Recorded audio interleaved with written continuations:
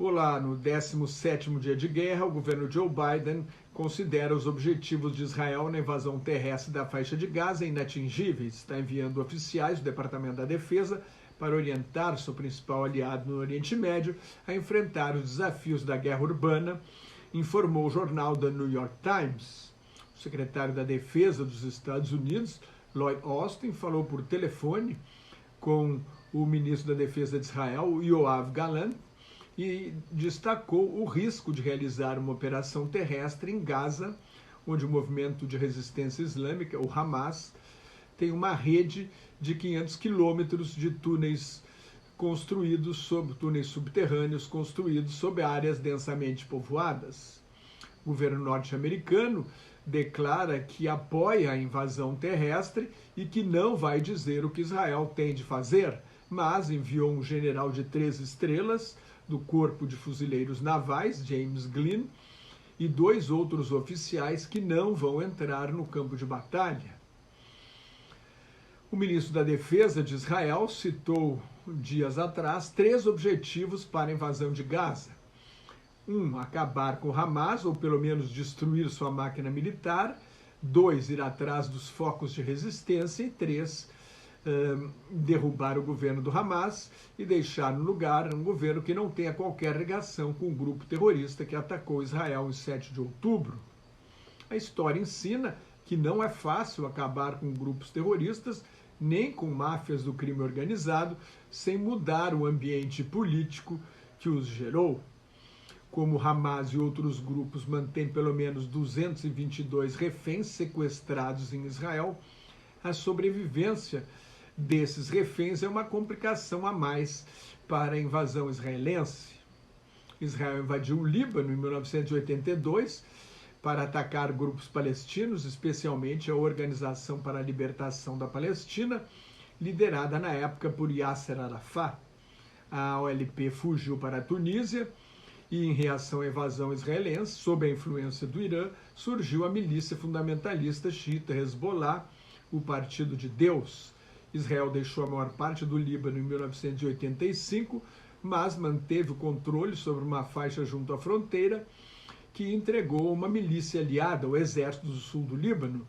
No ano 2000, o Hezbollah venceu o Exército do Sul do Líbano e Israel ia assumir nessa disputa, pelo sul do Líbano, e assumiu o controle da região, de onde lança ataques esporádicos a Israel, que se intensificaram desde o início da atual guerra. Os Estados Unidos invadiram o Afeganistão para acabar com a rede terrorista Al-Qaeda, responsável pelos atentados de 11 de setembro de 2001, e derrubaram o regime da milícia dos Talibã, que acobertava a Al-Qaeda. A invasão do Iraque e a marginalização dos sunitas, que estavam no poder com Saddam Hussein, geraram o grupo terrorista Estado Islâmico. Inicialmente, os Estados Unidos ganharam as 2 guerras, mas uma guerra só termina quando se conquista a paz. Se a guerra é a continuação da política por outros meios, como disse o estrategista alemão Karl von Clausewitz, no tempo das guerras napoleônicas, no século XIX, quando o conflito armado termina, volta a política da conversa e do diálogo. Os Estados Unidos não foram capazes de instalar um governo que funcionasse em Cabul. Os governos apoiados por Washington nunca conseguiram nem o controle total da capital afegã. E 20 anos depois, os Estados Unidos foram embora e devolveram o poder aos Talibã. Como a milícia dos Talibã, o Hamas não é só um grupo terrorista, é um partido político e um movimento social. Neste sentido, deve sobreviver mesmo que deixe de ser uma força militar. Para derrotar o Hamas, é preciso retomar o processo de paz e fazer um acordo definitivo com a criação de um país para o povo palestino.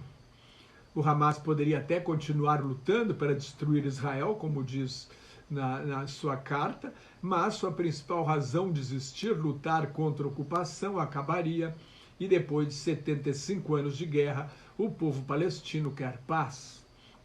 A maioria é a favor de negociações pacíficas sem o uso da força.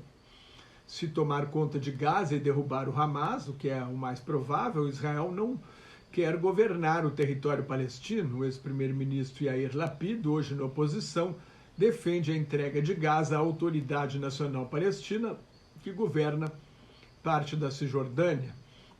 Mas a Organização para a Libertação da Palestina, expulsa de Gaza pelo Hamas em 2007, numa guerra civil palestina, não quer voltar para o território na carona de tanques israelenses. Então é difícil, se não impossível, acabar com Hamas e com a luta armada dos palestinos enquanto não houver um acordo de paz, assim como instalar em Gaza um governo que não seja hostil a Israel.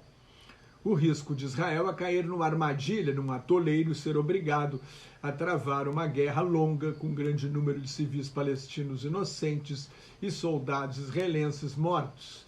É exatamente isso que o Hamas queria quando lançou a ação terrorista, provocar uma reação exagerada capaz de minar o apoio a Israel no Oriente Médio e no resto do mundo. O primeiro-ministro israelense Benjamin Netanyahu costuma citar a Al-Qaeda e o Estado Islâmico como exemplos comparáveis ao Hamas. Na conversa com o colega israelense, o secretário Lloyd Austin lembrou a dificuldade que foi para retomar Mossul, uma grande cidade do norte do Iraque, conquistada pelo Estado Islâmico em 10 de junho de 2014. Os Estados Unidos entraram com força aérea e as forças democráticas sírias, uma milícia árabe curda, fez o trabalho pesado em terra, a luta rua a rua, prédio a prédio, casa a casa, cômodo a cômodo de cada casa. Austin deu ênfase à necessidade de proteger os civis palestinos, o que, na verdade, nunca foi uma preocupação de Israel, nem dos Estados Unidos em suas guerras no Oriente Médio. Entre 9 e 11 mil civis morreram na reconquista de Mossul. O Hamas está há 16 anos no controle da faixa de Gaza, construiu fortificações e túneis, deve minar o terreno e se entrincheirar. Israel estaria adiando a invasão terrestre sob pressão dos Estados Unidos e da Europa para tentar salvar mais reféns e coletar mais informações. O governo Biden nega estar retardando a invasão. O presidente da França, Emmanuel Macron, chegou nesta terça-feira a Tel Aviv para apoiar a guerra contra o Hamas, vai pedir uma trégua por razões humanitárias e defender um acordo de paz definitivo com a criação de uma pátria para o povo palestino. Biden declarou ser contra o cessar-fogo enquanto os reféns não forem libertados. O ex-presidente Barack Obama reiterou que Israel deve evitar a morte e o sofrimento da população civil, sob pena de ter um impacto negativo. O ministro do Exterior da Rússia, Sergei Lavrov, visitou Teherã, onde o presidente do Irã, Ebrahim Raisi, pediu que a Rússia vete um projeto de resolução apresentado pelos Estados Unidos ao Conselho de Segurança das Nações Unidas, que condena o Hamas e afirma que Israel tem o direito de se defender. Não é necessária nenhuma resolução para dizer isso. O direito de se defender de uma agressão está na Carta da ONU. Na semana passada, os Estados Unidos vetaram uma resolução proposta pelo Brasil que pedia tréguas humanitárias para socorrer a população civil palestina. A Assembleia Geral da ONU também vai se reunir para discutir a guerra, mas suas resoluções não são de cumprimento obrigatório. As do Conselho de Segurança são, mas, ao que tudo indica, os Estados Unidos, que têm poder de veto, não querem submeter a questão da guerra entre Israel e o Hamas ao Conselho de Segurança. Na segunda-feira, o Hamas libertou mais 2 reféns, 2 mulheres idosas de 79 e 85 anos com problemas de saúde, mas manteve os maridos delas, também idosos, como reféns. Ao todo, os terroristas soltaram até agora 4 reféns mulheres, de um total estimado entre 222 e 250 sequestrados em Israel. O Egito e o Catar intermediaram as negociações. Com a falta de eletricidade, de combustíveis e a dificuldade de levar ajuda humanitária a Gaza, 50 mil mulheres grávidas que vivem no território enfrentam um risco muito sério. 5.500 mulheres devem ter seu filho dentro de um mês. Na segunda-feira, mais 20 caminhões com ajuda humanitária entraram em Gaza, depois de 34 durante o fim de semana. As autoridades do Hamas afirmaram que 436 pessoas morreram em bombardeios nas últimas 24 horas, ou seja, seria o pior dia da guerra. Entre elas, 182 crianças. Desde o início da guerra, morreram pelo menos 5.087 palestinos em Gaza, inclusive 2.055 crianças e 35 funcionários da Agência das Nações Unidas para os Refugiados Palestinos. Mais de 15.000 palestinos saíram feridos. A União Europeia e o Alto Comissário da ONU para os Direitos Humanos, Volker Turk, fizeram um apelo para uma trégua humanitária imediata.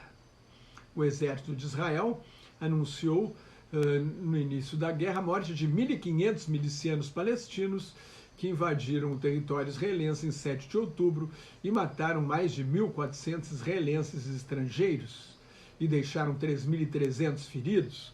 Na segunda-feira, o exército de Israel diz que matou mais um comandante do Hamas, Ibrahim al-Sahar, que descreveu como chefe da seção de mísseis antitanque da Brigada Norte do Hamas. Pelo menos 23 jornalistas foram mortos na guerra e 3 estão desaparecidos. Se você gostou, assine meu canal no YouTube, leia o meu blog Globalização em Crise, me siga no Twitter, no Instagram e no Facebook, onde colaboro com o Grupo Quarentena News. Muito obrigado pela sua atenção. Shalom, que é paz em hebraico, Salam Aleikum, a paz esteja convosco em árabe. É isso aí por enquanto. Tchau. Até mais.